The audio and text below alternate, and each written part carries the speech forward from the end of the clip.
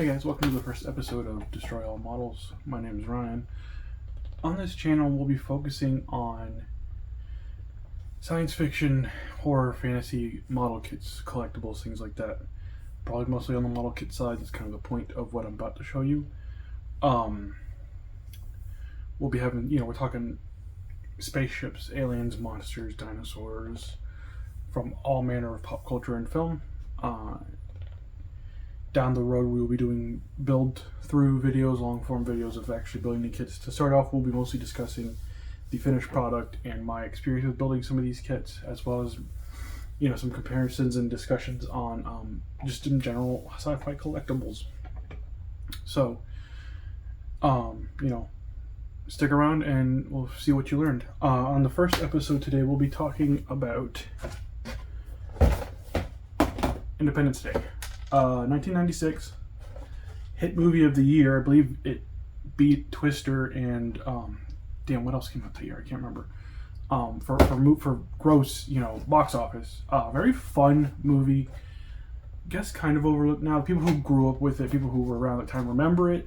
It gets confused a lot, especially these ships with Stargate. Same director, same production design. I understand. Better movie technically than Independence Day, but still, this is a 90s classic. Just a really fun roller coaster of a ride. Great cast. You had Jeff Goldblum, you had Will Smith, Bill Pullman as the world's best president it never had, really. Vivica A. Fox is in it. It's a very great, fun film. And we're talking about the captured alien attacker from the Lindberg company. Lindberg's been around for almost 100 years. Well, actually, they closed down in 2013. They got absorbed into Round 2 models, I believe it was called. But they, were your standard scale modeling company for decades. In the 90s, they branched out into some film stuff. They had some Jurassic Park. They had Independence Day. They had a little bit of Godzilla. And in this line alone, there was the alien attacker. There was Captain Miller's F-18 Hornet. In the same scale as this, so you could pose them together. There was a alien exosuit, which is probably about as tall as this box is, kit that you could get. And I believe that's it for the kits for that. So we got this. It's a very iconic spaceship, if you ask me. There's not a lot of representation of it out there. So this is like one of the best ways to get a hold of that if it's a ship that you want on your shelf. Alright, let's take a look at the model. Alright guys, here's the model. This is my finished version of it. It's a very fun kit to build, very easy kit. One of the better ones that I've used from the company.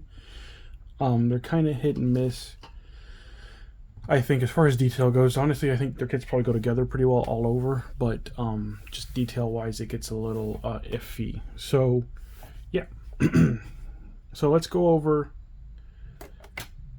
the details here. So you've got, I guess this would be the access hatch, how to get inside the old cockpit here. It doesn't really explain it in the film. The film doesn't really explain anything. But other than that, this is the stand it comes with. I've just spray painted it like a silver gunmetal, same base coat as this. I'm gonna make it black eventually. I think I don't really care for the silver. Yeah, so for this kit, I went with a gunmetal spray paint from Vallejo. I recommend this a lot. You can see the silver on the top here is the color representation of what you can expect to get in the bottle. Hold on, let me get it open. So you see that's roughly what the coat would look like. And then from there, what I did was I stippled on, or splotched on, whatever you call it, some green from Vallejo Game Color, just their dark green. I mixed a little bit of like their chainmail silver with it, just so it didn't go on too hard. And you can see the green, I stippled it on with a brush, just a big brush, just jab, jab, jab, jab, jab, jab, jab. From there, I went with their model color line, again, Vallejo. I would go with model color on this particular color. If you're going to follow this guide, because it's not quite as vibrant as like their game color bronze in this case. And I put it in all the recessed channels here on the engines. Same thing on the bottom. And then from there, I did do a wash without a clear coat. I wouldn't recommend doing that. I'm impatient. I need to not do that. But I did do a wash of Tester's acrylic wash black. This stuff is probably one of my favorites. It's kind of, as you can tell, it's kind of grimy oil. It's not like a pure paint black. It looks really good for industrial things. So I did that, and I still wasn't happy with it. And I was like, what's going to happen is if I do it too much, it's going to take the paint off because it's got a thinner in it. That's why that's how it works. So I sprayed it with a gloss coat. Get my stand back there. Doesn't matter what gloss coat. I just had this around from another project. And what that does is it protects the paint that I already have on here, and it gives it a gloss coat so that when you put this stuff on, it runs into the crevices more, it runs off the surface and into these crevices and cracks. And then from there, you coat this. You just blacken it to hell and back, and you give it about 10-15 minutes, and you take your paper towel and you basically drag it across. Sorry for the shake. You drag it across your surfaces here, basically taking it off the raised edges and leaving it in specifically in these recessed areas. And this is what you're left with. I only did one pass on the top and bottom after that. I really happy with it. I think it looks great. And yeah, so for those of you who are familiar with the film, this paint job might not look quite right.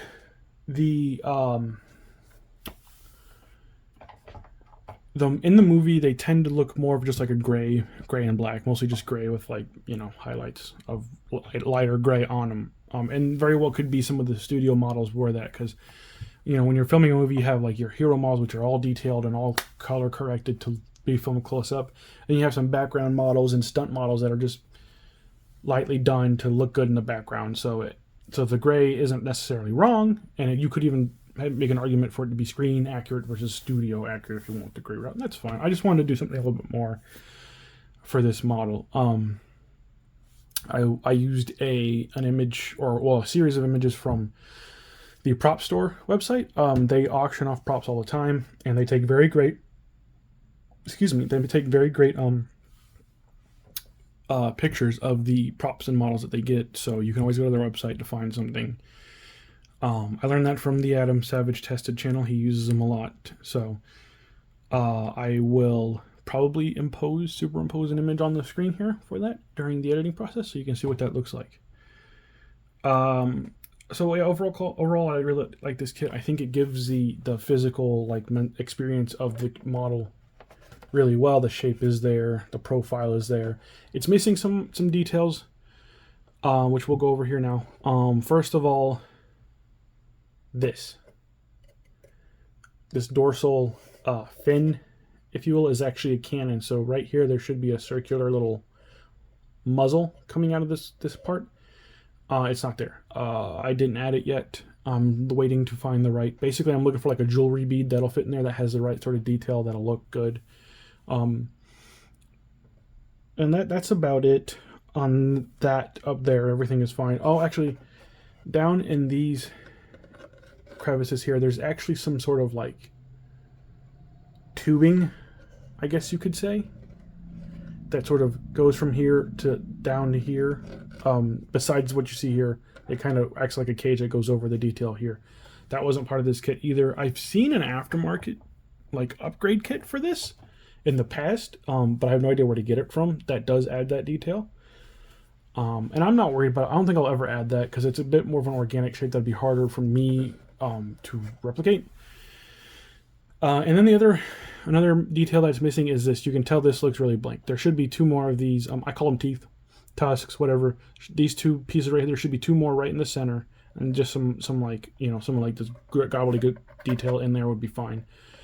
But eventually I will add those as well. I was impatient. I need to go get plastic sheets, some styrene sheets to cut up, put in there. So I'm not too worried about it. Again, I think once the paint job on it looks great, so it's fine as it is now. Turning it over. This is a captured alien attacker, so that's what you're seeing, some weirdness on this side here. In universe, this cannon should also be, there should be basically the same cannon, right? This is the one in the movie that was captured in Roswell, and within the story, it was damaged. They put military plating, like steel plating. That's why this detail looks a lot different. And they added a missile tube that has a nuke in it. So this is the one that the heroes fly to defeat the mothership in, which is fine. I kind of wish it was like a pure classic alien attack. I would have, if I had the means, I would have cast this in like a resin copy and put it over there as well. No big deal. But yeah, so that's that. Overall, this kit goes together really well. So a couple things to look out for here. Sorry again with the camera bump. This is 2 pieces. This fin is 2 pieces that fits into this top shell. This window is another piece that you add in. These each are 2 pieces each that clamshell together and slot in. And then obviously this bottom, so you can see the seam along here. This bottom part just clamshells onto the top. And this cage bit is a separate piece. My only problem with the kit was that if you look closely, it was snapped. It was snapped here, so I glued it back into place. So this is the most brittle part of the model. Other than that, it is very nice, very sturdy plastic. Another thing is I did some shaving along the part where these 2 pieces meet, where the dorsal fin and the top part of the fuselage meet, so that this sits low enough onto the kit so that there's not as big of a gap right here. So just some shaving and some filing and in the seating part and in the insert on the fin to get that to work. Nothing too special there. So yeah, again, really enjoy the kit. I recommend you get it. I got off of eBay, I think last year after discovering it, for about $45. I think the price has gone up a little bit. But it's still fairly accessible, about 50, 60 bucks, depending on where you get it from. So yeah, so thanks for joining us here at Destroy All Models, and we'll see you next time.